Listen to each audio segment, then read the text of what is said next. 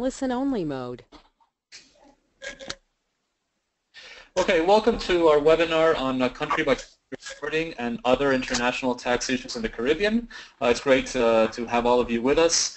We apologize for the slight delay. We had some technical problems with GoToWebinar. Let me just get some admin issues out of the way. This session is being recorded. There's an audio recording that's going to be released in a few weeks, and we're also going to release a transcript, a full transcript of what is being said today. So we'll blog about it, and we'll also issue an article with the transcript for those of you who are interested in reading about it later. With that said, also on the control panel, you will be able to ask questions. Feel free to ask questions to our panelists. I will then forward those to Priscilla, who will incorporate them into the actual discussion. Angelique Bart, unfortunately, she had a court date this morning, and she won't be able to join us.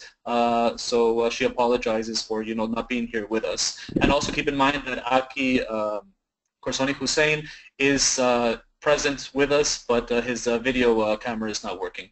So with that said, let me introduce our moderator, Priscilla Lachman. She is the IBFD Regional Editor for the Caribbean and is International Tax Advisor for Meijburg, Caribbean & Co.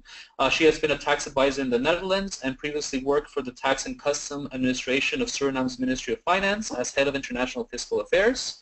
Priscilla holds a Master's in Tax Law from the University of Leiden in the Netherlands and has completed postgraduate professional tax courses at the Dutch Association of Tax Advisors. With that said, Priscilla, the floor is yours, and hope you guys have a great discussion. Cheers. Thank you. Thank you very much, Matteo, for your introduction. And welcome everybody joining us today. I find it's a very interesting topic we have today, and very interesting speakers also. We have John Rienstra of IBFD with us. We have Mr. Wayne Lovell of KPMG Barbados and Aki Corsoni-Husain of Harneys, all with interesting backgrounds. So I'm going to let themselves introduce themselves to you and maybe tell something about their background. So I think we can start with John. Could you please tell us something about yourself? Yes, hello, this is John Rienstra. I'm from the IBFD. I'm the head of the North America and Caribbean team, of which Priscilla is a proud member. And I have my LLM from NYU, and I work on various projects at the IBFD on our international tax databases, and also speak at our international tax academy courses. And so I will, with that introduction, I'll hand it back to Priscilla. Thank you, John. Then we can move on to Wayne. Wayne, please do tell us something about yourself. I first went to the International Tax Academy in Amsterdam in 1997. I started my tax career in 1993, having previously did some work as a meteorologist and as a mathematics teacher at the A level, my first degree being first class honors in mathematics and meteorology. Then I went on and did an MBA, majored in accounting at the University in New York, and I've been in accounting since then, working mainly in the international financial services. From 1997, I took on the Barbados correspondence in the Caribbean chapter of the IBFD publication, and I have maintained that up-to-date publication, supplying them with information from that time. I'm tax partner at KPMG in Barbados. I started the tax practice at KPMG in Barbados, started when I joined as a taxation executive, and I'm familiar with all the clients that KPMG has in its tax, in its clientele. I've also done work in the region, the Caribbean. I had a 3-year stay with a multinational corporation, which took me into St. Martin, St. Kitts, and Victoria. I am currently the chairman of the tax committee of the ICAB, that is the Institute of Chartered Accountants of Barbados, and I also sit on the tax committee of ICAB, the Institute of Chartered Accountants of the Caribbean. I previously sat on the treaty negotiating team of the government and I give sporadic advice. I also advise them when the IMF come to the country on whether their proposals make sense. I think that sums it up briefly. So, very interesting and impressive what you're doing all, Wayne. Thank you for that. I'm impressed. We can move on to Aki. Please, do tell us something about you. Thanks a lot, Priscilla. It's a pleasure to be able to be on the panel today. I'm a partner in the law firm Harneys, Westwood and Regals, which is based in various jurisdictions around the world. At the moment, I sit within the Cyprus office of the law firm, but before that I was based in the BVI in the British Virgin Islands. I'm a financial services regulatory lawyer by training, trained in London City, before moving out to the Caribbean. So my practice centres and looks at tax and tax cooperation more from a regulatory perspective than a strict tax practitioner's perspective. So I focus on things like bilateral and automatic exchange of tax information, the sorts of measures that governments can use to cooperate between themselves and advise clients on those things. So I've got responsibility for the BVI practice, the Cayman practice. I work with the lawyers in our Bermuda office as well, and our Cyprus office. Thank you very much, Priscilla. Thank you, Aki. You're also very busy. So thank you for the introduction, everybody. I think now we can start with the actual questions for the webinar we have today. We have gathered I think something like 10 questions about BEPS and international taxation in the Caribbean. So starting with the first questions, let me just read it out. It's a simple one. What's your experience with BEPS in your jurisdiction? So, and I think John, you can please tell us about your point of view about the Caribbean and BEPS, what's happening. I mean, we're not going to. You can tell us about BEPS and and the Caribbean and what the states are thinking about that. So let's first start with Wayne. Start with the Caribbean. Wayne, can you tell us about your experience till now with the BEPS? There's still some uncertainty as to what the Caribbean is going to do. You have the domestic legislation which attempts to treat towards what BEPS is trying to achieve.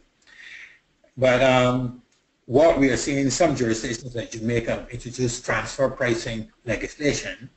So that is considering that Barbados has not yet got to this stage. But as we get through the questions, we will see that the Caribbean is going to be interesting because of the CARICOM double taxation agreement, and which is a source-based treaty, and how that is going to be treated. Currently, we are having a number of tax audits in the Caribbean, looking at multinational companies that are doing work in the Caribbean, and what the tax authorities are attempting to do is really what BEPS is trying to treat to. But at the moment, the authorities, the experience is still pretty young. It is the whole question of whether the tax authorities, how fully they understand BEPS and how they are prepared to implement it is going to be quite challenging. But we have some interesting days ahead of us in the Caribbean. Okay. Yes, thank you, Wayne. Indeed, it's something new for the Caribbean. The BEPS, whole BEPS topic is still, I think people are still learning and thinking about how to react on that, especially the government. So yes. I agree. If I could add a little bit more, and also because of the peculiar natures of each Caribbean country. For instance, Jamaica, manufacturing base. Okay, you have the manufacturing companies, the hotel companies. Then you have Trinidad with its oil. But then you have Barbados, which is mainly tourism, but then international financial services. So therefore, a situation like that would more have perhaps greater implication for Barbados because of the number being an international financial services center and promoting itself as a holding company jurisdiction. While in the domestic legislation would have a provision dealing with artificial transaction and things like where there's no interest rate on loans, deemed interest imputation, the enforcement of these things, the application of them, we have not seen much of it. So it is going to be interesting how this is going as you roll out Action 13 and so on, how this is going to play. Yes, no, I totally agree. It will be, let's see what happens. Thank you, Rain. I think, Aki, could you please tell us about the experience you're facing there in your jurisdictions?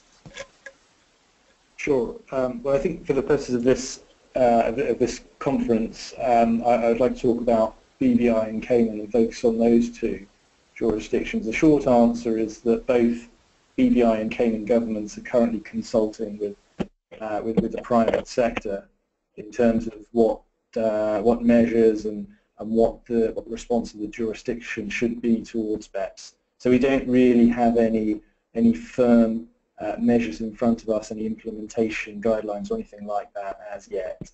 I would very much mirror the comments that Wayne made just now with reference to Barbados. Obviously, the BVI and the Cayman Islands are international financial centres as well. So the governments are looking quite closely at BEPS and looking at them. What I would say is that this has certainly been the experience of both jurisdictions, and I would add Bermuda into this as well, which is that as far as tax transparency is concerned, both jurisdictions are keen to work with the international community, work with the UK government, which has certain responsibilities on behalf of its overseas territories in the Caribbean as well. And we would expect full implementation of the BEPS program in the territories there.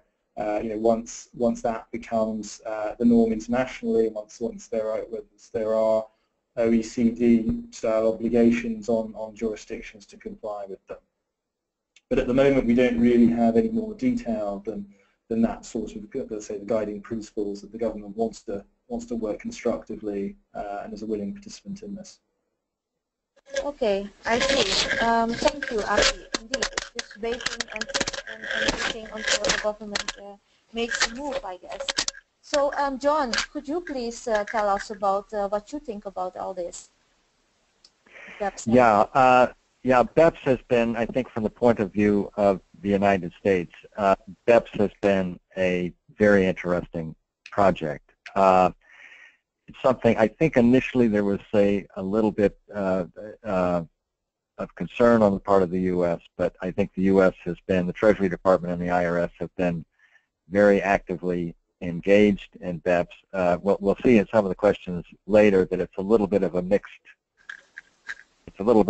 bag when you go through the particular action points in terms of how the U.S. will come out on these. But certainly I think the U.S. has been a major player in the BEPS project and has been very actively involved in it. I think some of the other issues for the U.S. we'll talk about as we go through it. I think one of the comments I would make as far as a general comment is that, when you look at BEPS, obviously the words themselves, base erosion and profit shifting, have been a part of the U.S. tax system for quite some time.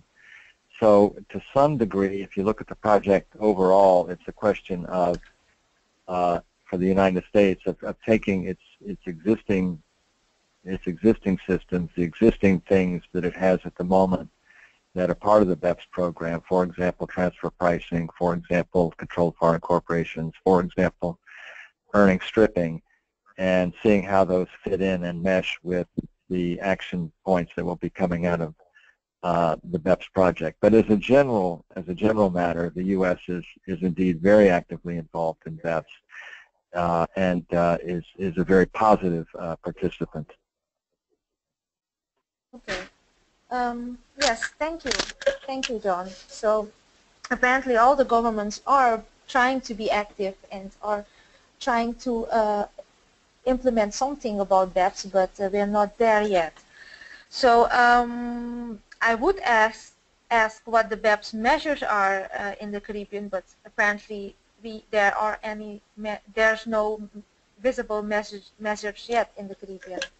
So Well, yeah? before we move on, well, okay, I've been involved in some cases where, for instance, say the concept of captive insurance, and all of us will be familiar with this.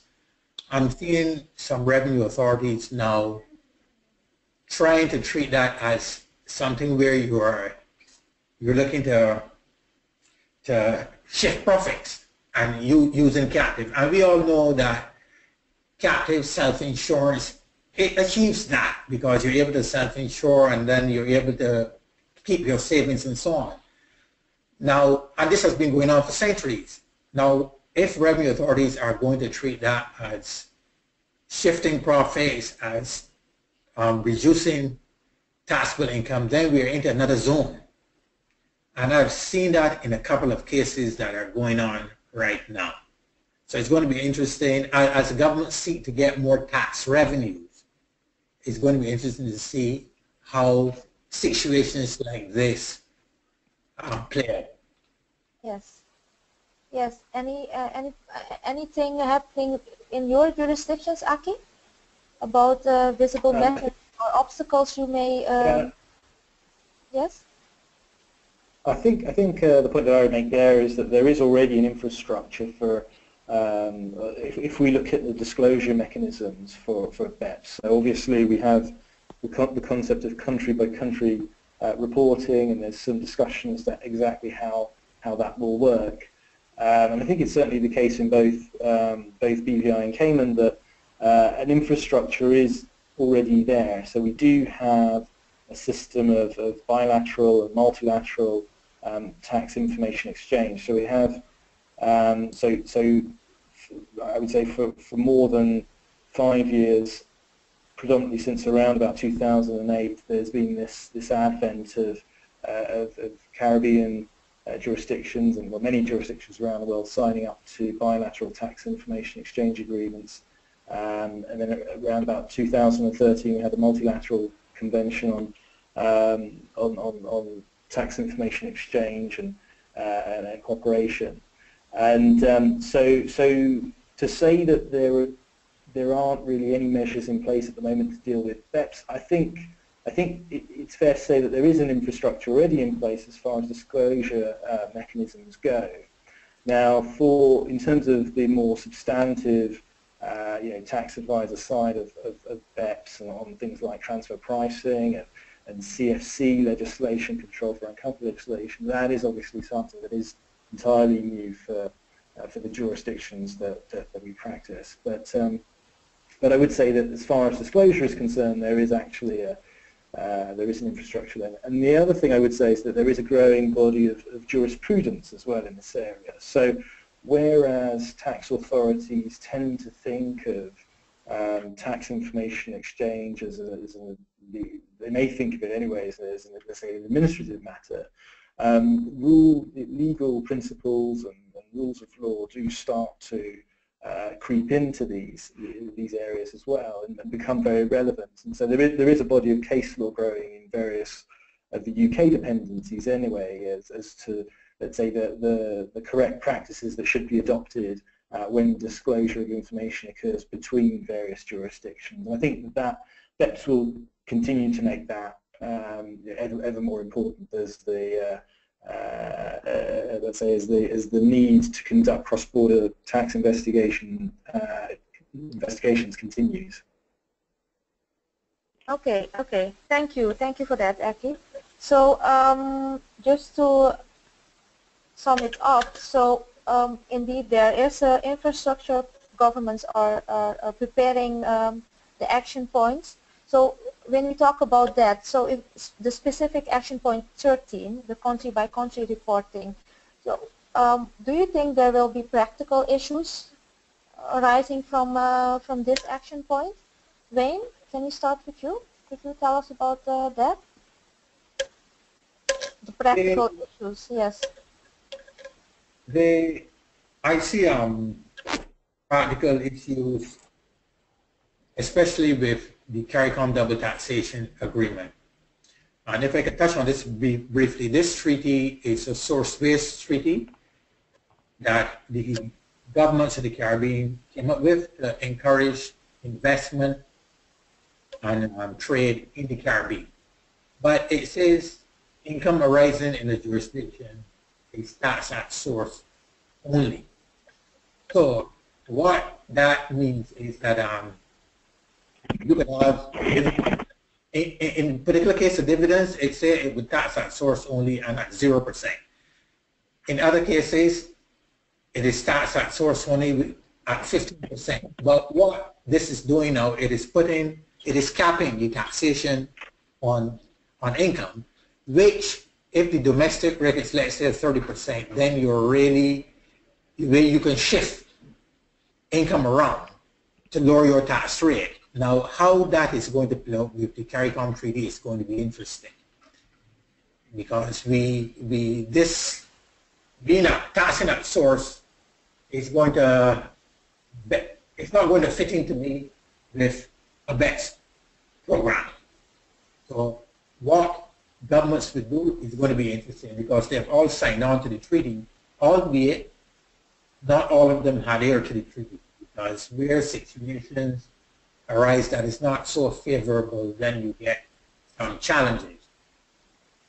So, as I said before, Jamaica have their transfer pricing legislation. I know Barbados has not done anything yet. They've relied on the artificial transaction in the Income Tax Act, where the Revenue Commissioner can set aside the transaction, basically if he thinks it's not a fair transaction, but it doesn't have enough economic worth or functionality, stuff like that. But it's very, very, very subjective, and we do not see it applied often. Also, I must say that we have revenue officers who are not that experienced now, so they are also in a learning mode. So I do not expect to see things moving that rapidly in Barbados. On the other hand, we have signed on to the multilateral NCAA, so there are certain things that have to be put in place. The domestic legislation should have come on already, but that has not yet happened. Yes, I see. Okay. Thank you, Ray. Yes, indeed. Let's see how the government tackles the practical issues. John, can you tell us about the practical issues you are facing in the States, or the States are facing, especially with Action Point 13? Yeah, I think Action Point 13, the U.S. has actually, I think, responded quite quickly on Action Point 13 and the country-by-country reporting. The U.S. issued final regulations on this in June of this year, and so they're effective for tax years of multinationals that begin after the 30th of June. And if we focus for the moment on calendar year taxpayers, effectively it means that calendar year taxpayers will begin filing their information for the 2017 taxable year. That's going to create what's called a gap year problem, because the BEPS Action Plan actually called for multinational reporting to commence on 1 January 2016. So for U.S. multinationals, there is this gap problem in the sense that the U.S. reporting is delayed for 1 year longer than what the OECD Action 13 BEPS Action 13 of the OECD and the G20 specified. So the upshot of that is that the Treasury Department is allowing, or has informed taxpayers that they can file a voluntary report to cover the 2016 year to prevent the gap. And the Treasury Department is also working with foreign governments to try to put in place a system so that U.S. multinationals and their constituent entities won't be penalized for the delay in the reporting. But generally speaking, yes, the U.S. has acted quickly on country-by-country reporting, has issued regulations that generally conform to what's required by Action 13. I'm just looking to see if there's any other. But one thing I should mention is that the U.S. reporting standard for multinationals is going to commence at 850 million. For the BEPS proposal was 750 million euros, but that was converted to U.S. dollars on 1 January of 2015, I believe. So the reporting threshold is 850 million U.S. dollars. I guess one question I would have for the other panelists would be that obviously this information will now be reported for U.S. multinationals, and I'm wondering if indeed, to the extent to which C-by-C reporting is actually going to impact companies in the Caribbean. In other words, on the filing side of it, as opposed to the receiving side of it for those tax authorities in the Caribbean. So maybe, Aki, you would like to start by responding to the question of John, maybe? And then you can tell us about the practical issues you're facing in your jurisdictions, please. Yes, I think, I mean, just as a generic point of response there, I think that for both, certainly for both BVI and Cayman, the governments there are looking very closely at the moves that the US is making. And so, for example, the threshold being set at $850 million, that's actually very, it's going to be very relevant, since most transactions in the territories there are denominated in dollars rather than euros. I mean, I think in terms of the practical issues more widely, we don't have much by way of regulation or anything like that on BEPS itself to go off at the moment. But one of the things that I would see that could happen, and it's happened, for example, with both FATCA and to an extent CRS as well, is that the various jurisdictions take on different interpretations to the various terminology and implement rules in a slightly different way that can create these anomalies. And I think again John referred to the gap year there, and that would be, I think, one example of many. So I think it will be interesting to see how this progresses and what those anomalies become. But I think that there will be quite a lot of them. I think one of the other concerns, obviously, is one of disclosure, and the fact that the concern amongst the private sector would be, how protected would disclosures between governments be? If we have a weak link in the chain, so we have a tax authority without very good security over its filings or something like that, what's the risks of sensitive tax information becoming leaked and being misrepresented in the media as well? So I think these are going to be the practical issues. The other point I would make is, and this is perhaps something more for the BVI than the Cayman Islands, is that because the threshold is set at revenue of 750 million euros, the BEPS, then I think a sense is that where BVI focuses on startup enterprise, that those businesses will be less affected by BEPS than the more established international players. So we may actually see a slight divergence between between international financial centres, those that deal with, as I say, the startup style entities and those that deal with the more more established ones. And so just thinking further afield beyond the Caribbean, obviously we have places like Luxembourg and Ireland that have very established players there and would perceive this in perhaps a different way.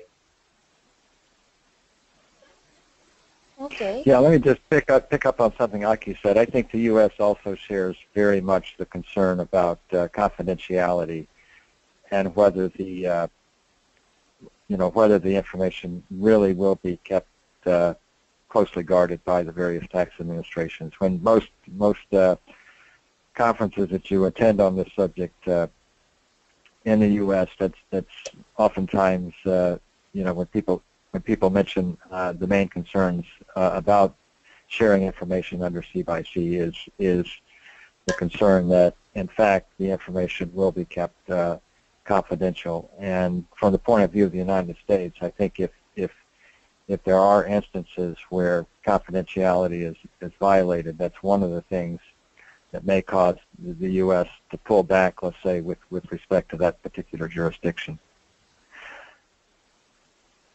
I think, Wayne, you'll be facing the same practical issue for the Barbados.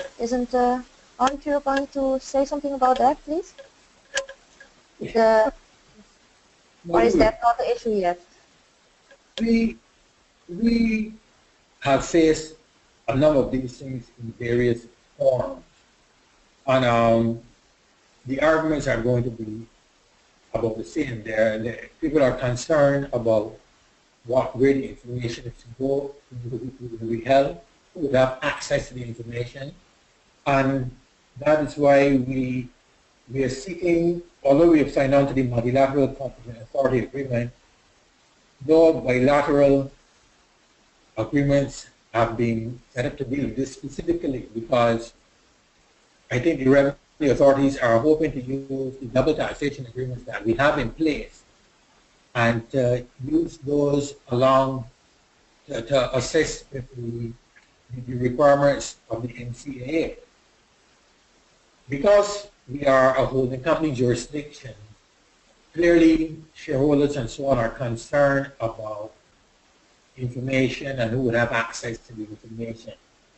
And this is perhaps why legislation and so on has not been fully enacted yet.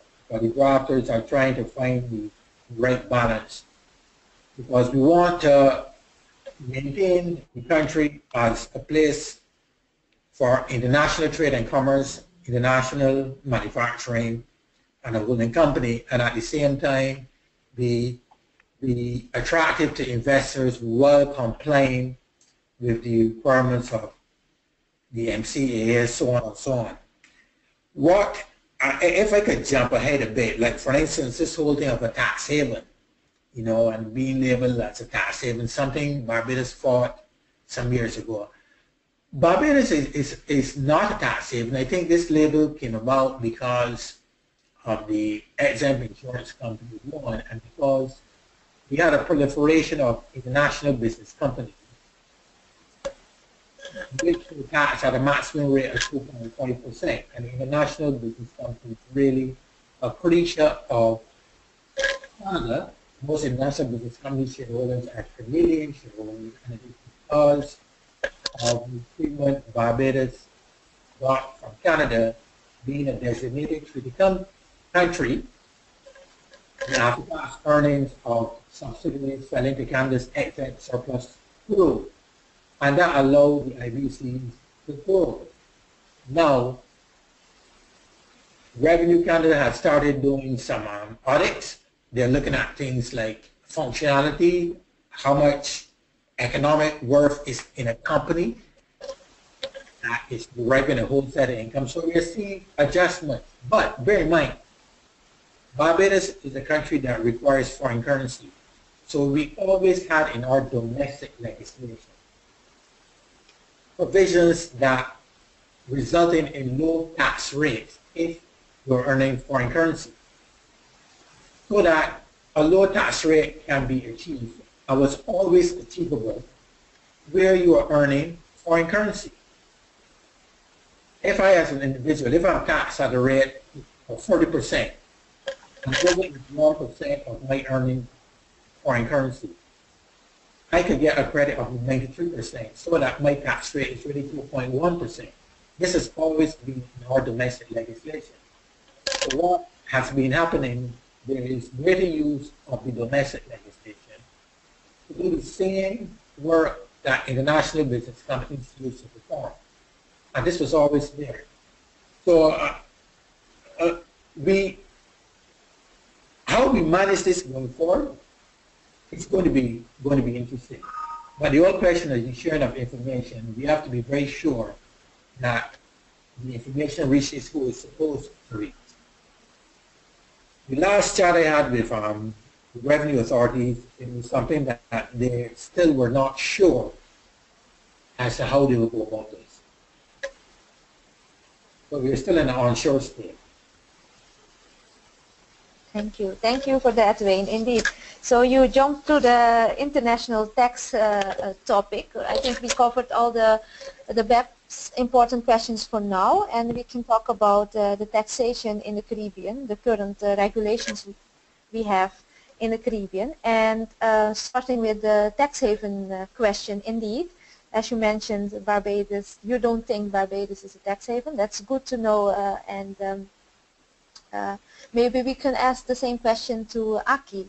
Could you please tell us about what you think about the jurisdictions under your company, and do you think those are tax havens? Sure, thanks for that, Priscilla. What I would say is terminology of tax havens and this sort of thing. As far as BVI, Cayman, Bermuda go, this is starting to be, let's say, old hats in these jurisdictions. And I think that the more accurate way of looking at them is that they are international financial centres, not tax havens. They do generally have lower taxation or low taxation, in some cases no taxation when compared to other countries, but they're not really havens, so to speak, for people trying to hide tax. And I think that the way that the governments of the overseas territories in the Caribbean have responded to the call for greater tax transparency is really very much testament to that. So round about 2000, Cayman BVI signed up to the OECD's pledge to start to implement and to go on a program of working with the international community to provide for greater tax transparency and to prevent measures which are deemed to be harmful tax practices. And the BVI, for example, restructured its entire corporate law in order to comply with these requirements. So I think it's fair these days, certainly within the jurisdictions themselves, that they do think of themselves as international finance centres. And really the key point there is that they provide holding companies or vehicles or structures that allow persons based internationally to be able to do and undertake certain financial business that would be prohibitively expensive or simply not possible, but for the presence of the IFCs, of the International Financial Centre. So, the easiest one to think of there is where you have a joint venture between two enterprises from different countries, and they want a neutral jurisdiction.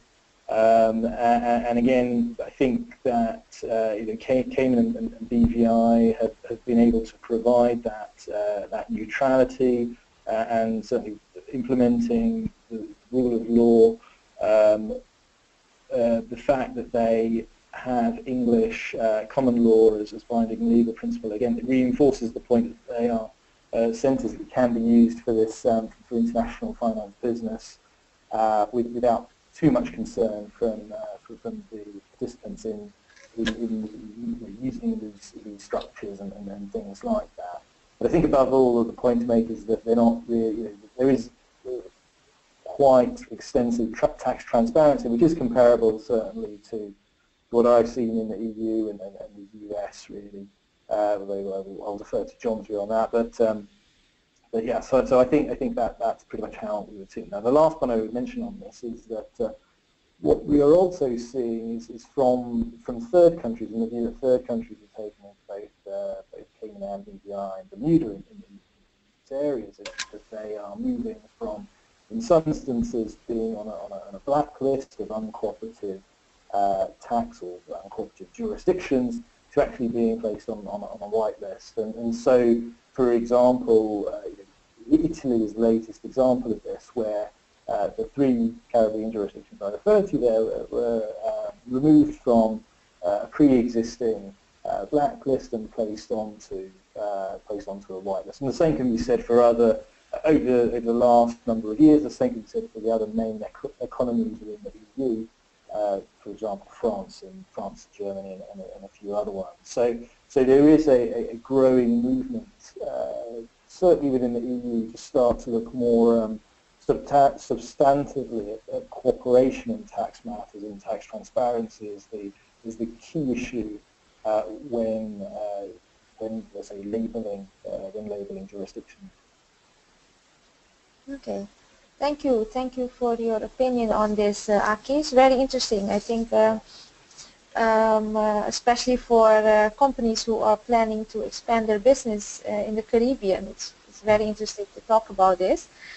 Before we go further on that topic, John, can you say something about the tax haven topic and the point of view of the U.S.? Yeah, no, this is a very interesting topic. In terms of blacklists, let me just comment. The U.S. does not blacklist countries for their tax rates or for tax haven reasons. Where it does come into play is we have CFC legislation, controlled foreign corporation legislation, which has actually been in place since the Kennedy administration in 1962. So it's long-standing legislation. But it does not target countries based on their tax rates. On the other hand, when you look at the type of income that's captured under our CFC regime, so-called subpart F income, we do have what's called a high tax kickout, so that if you're dealing with countries that have a tax rate that's 90% of the U.S. tax rate, then income that's taxed at that rate is excluded under our CFC legislation. So it's more of a tax rate test. It's not country by country specific in terms of countries being blacklisted. The other comment I would make is this: it's a little bit to the side of BEPS, but it is, if perhaps some of the other panelists or the participants have seen the news reports coming out of the EU with the so-called state aid investigations, which is a little bit of a different idea, but it's similar in the fact that if countries look at multinationals, for example, the case going now now in Ireland with Apple, and also other prior investigations with Starbucks, Microsoft, Hewlett-Packard. McDonald's is another one in the Netherlands. Yeah, there is this concern that maybe tax havens might not the right word, but they're by different state mechanisms or state policies, the effective tax rates and tax revenue that's being collected by different jurisdictions with regard to multinationals has fallen below. Has fallen below an amount that may be thought of as appropriate. So that's the comment I would make from the point of view of the U.S. We don't blacklist countries under our CFC, but we do have a tax rate test, and then also the larger issue of multinationals being looked at by the EU for so-called state aid, favorable rulings by the tax administrations that that reduce the amount of local tax being paid by these companies. Thank you for that, John. So yes, this is an interesting topic, blacklisting and tax havens, but I think we have got some interesting information from you guys on that. What I may want to add is that the OECD has identified several key features which make a country a tax haven. And one is no or low taxes, lack of effective exchange of information, lack of transparency, and no requirement of substantial activity. Now, if we look at these features, let's say regarding Barbados, Barbados' domestic tax rate is 25%. The global average is 23.63%. Barbados has the exchange of information clauses in most of its, I think in all of its double taxation treaties. We have entered into a FATCA agreement with the US, and we've entered into the MCAA, and we're making preparations for reporting on this CRS. Now, we are addressing the whole issue of substance and functionality. Advise to investors, ways of just having a post office box number wouldn't cut it today. But when you're looking at a holding company jurisdiction where you're going to be holding shares of a company in another country, the level of substance and functionality you're going to put in a company that's going to be just holding shares is going to be limited. You don't need a number of employees to hold shares in a company in China. So these are some of the little ticklish things where we feel that having minor management, effective minor management in Barbados should be reasonable for a holding company, a company who's just going to hold shares in another company. So this is why we are of the view that Barbados is not a tax haven, because you can achieve a very low tax rate, and because you have some entities which we are not really pushing out like IBCs, the low tax rate. We are starting to do a lot of business with Latin countries, Latin America, and some of those countries had labeled Barbados as a sort of tax haven. But since then, we have signed a treaty with Mexico. We have a treaty with Venezuela. We signed a TIA with Colombia. We have a treaty with Panama. So progress has been made in that area because of little use of IBCs, but rather regular Barbados companies, which has the tax rate of 25%. So I just wanted to add that in turn to add to the debate as why I think Barbados is not a tax haven. And not only me, a lot of us in Barbados do think so. Thank you for that, Wayne. It is interesting, especially when you think about, especially now, a lot of entrepreneurs of companies who want to invest in the Caribbean, but they are afraid, or there's afraid for the bad reputation they may get by investing in the Caribbean. How do you tackle with this, especially with clients? I think let's start with Aki. Maybe you can tell us, is that something you're facing with companies trying to invest in your area? Sure. I think the first thing to mention here is that, as I mentioned earlier, Cayman and BVI, to a lesser extent Bermuda, but certainly Cayman and BVI, generally speaking, investors using structures based in BVI and Cayman are not typically investing in the local territory itself, but they'll be using the entity in order to carry out some sort of international business.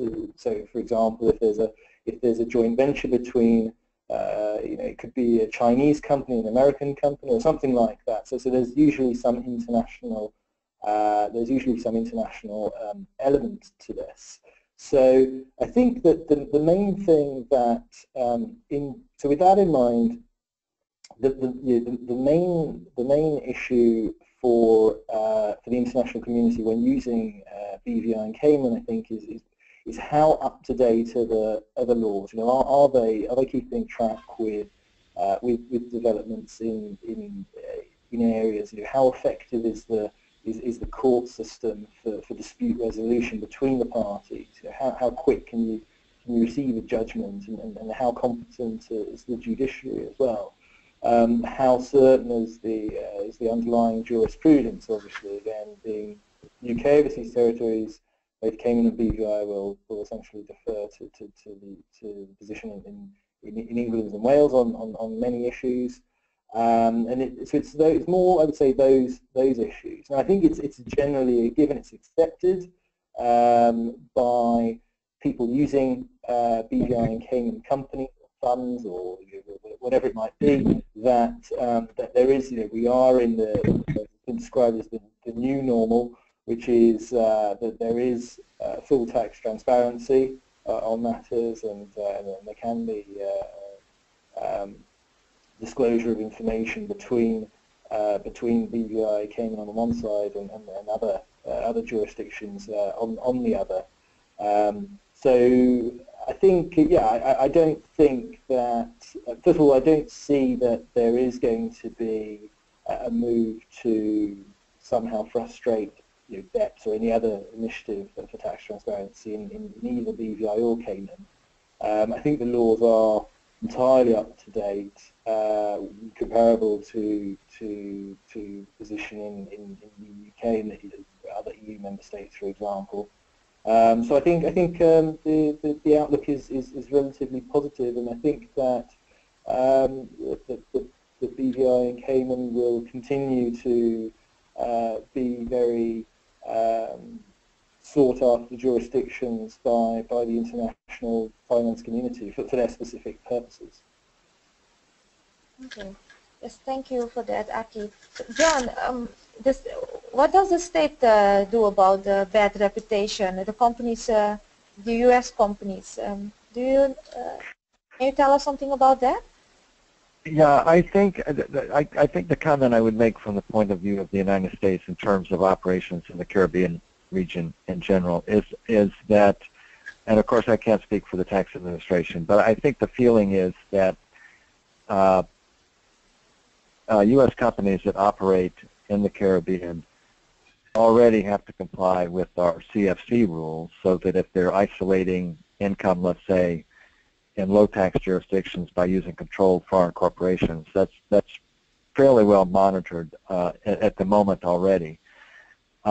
And also, of course, our transfer pricing rules. The U.S. has had transfer pricing rules in place since, almost since the U.S. first income tax law was enacted. I think we had our first transfer pricing rules in 1921, and our first serious transfer pricing rules regulations in 1968.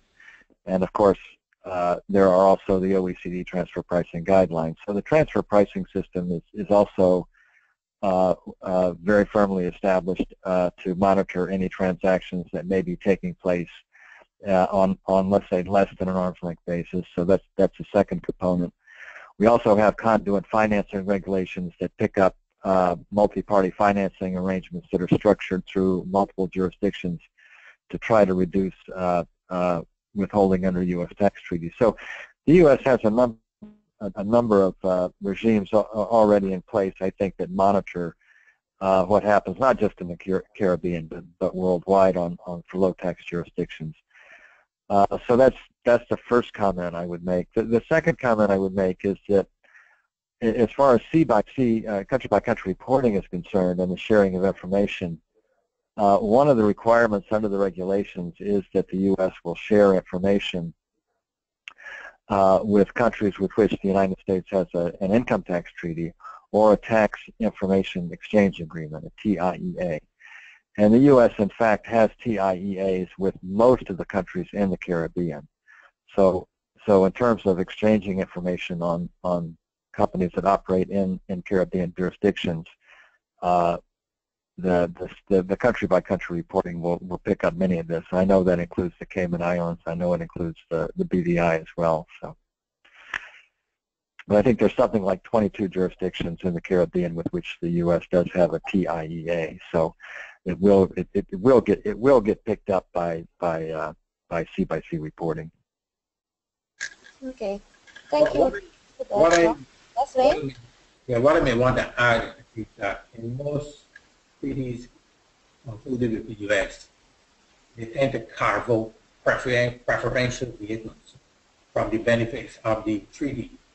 In fact, indeed, the treaty we have with the U.S., IBCs and so on cannot benefit from lower withholding rates on certain income.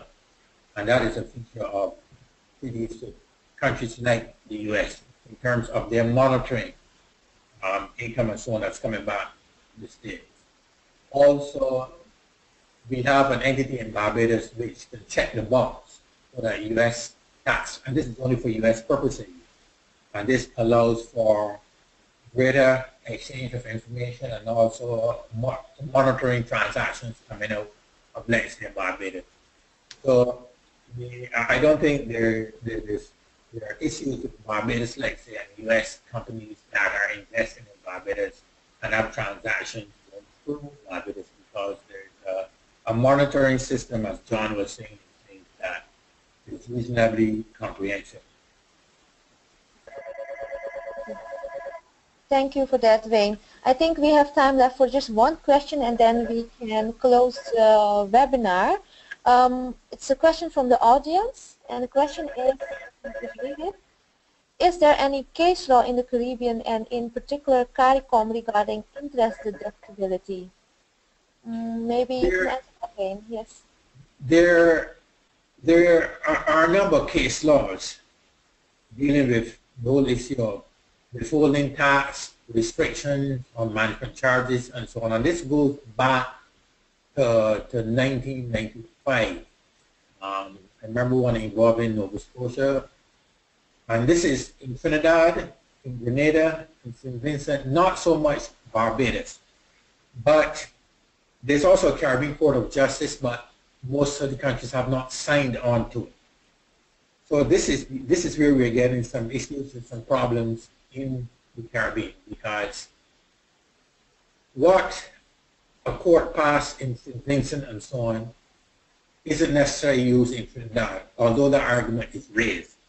And this is why, like, regarding Action 13, a decision would have to be made by member states on whether companies using the CARICOM Treaty should adopt Action 13, and what additional transactional data, like related party transactions, interest or royalty payments and service fees, should be included. How this is going to be achieved is interesting. Last year, as a member of the tax committee of the Institute of Chartered Accountants of the Caribbean at the annual conference, we put on a seminar on the CARICOM double taxation agreement and looked at a number of these issues. And the idea was to take the concerns to the CARICOM government. But it is going to be difficult to get a commonality among all the regional governments who are all looking to get their pound of flesh. So yes, there is some case law. Yes, it is being used, and the courts are still deciding on one or two pretty big cases. Okay, thank you, Wayne. I think that's all for the questions we have for this webinar. I think we still have a few minutes left for the closing, so I will ask each of you to say the last words you have to say for this webinar, and then we're done for today. Aki, let's start with you. Anything you still have to say or want to say? Yes, thank you, Priscilla. I think the point I would make is that taking the topics that we've discussed here, so BEPS and country reporting, but I think that obviously the positive way that the jurisdictions that we advise on and Harneys looks at is what are the opportunities that arise out of these programs and out of the need to have greater transparency across borders and show further substance. So I would say that these moves are concentrating minds in both public and private sector in the jurisdictions that we advise on. And especially within governments, and governments are looking to diversify, looking to improve infrastructure above all, to permit ease of access and things like that. So those are actually very, from my personal perspective, very exciting developments, and I'm very keen to see what the future will hold in that respect. Thank you. Thank you, Aki. John, do you have any interesting facts or last information for us? Yeah, let me make a couple of points. One I should have mentioned at the outset, which is under the U.S. C/C regulations, the IRS is developing a tax form that will be used for C/C reporting. And the form that we have, the form number, which is 8975. So with anyone who has access to the IRS website, there is a listing of all IRS tax forms on the IRS website, and this form can be located. It's still under development, however. It has a number, but it doesn't have a form yet. So people are waiting on that to see exactly what the form will look like when it comes out. But it would be a good thing to remember. The other thing is, if you're looking for the U.S. regulations, I can give you the regulation number. It's 1.6038-4. That's 1.6038-4. So if you're interested in the details of the country by country requirements for the U.S., that's the regulation that lists the requirements.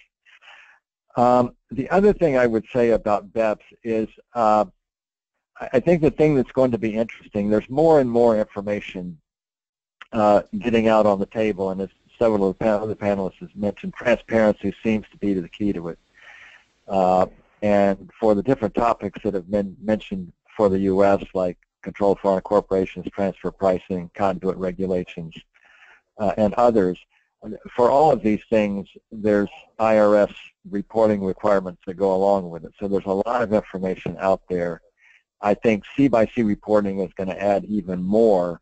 And I think what's going to be interesting as this goes forward and as it rolls out is how tax administrations actually use the information that they're getting and that they're seeing, for example, under the country-by-country reports. I think that's something really maybe for a future panel, is to see how tax administrations begin really to look at this information and utilize it. Okay, thank you, John.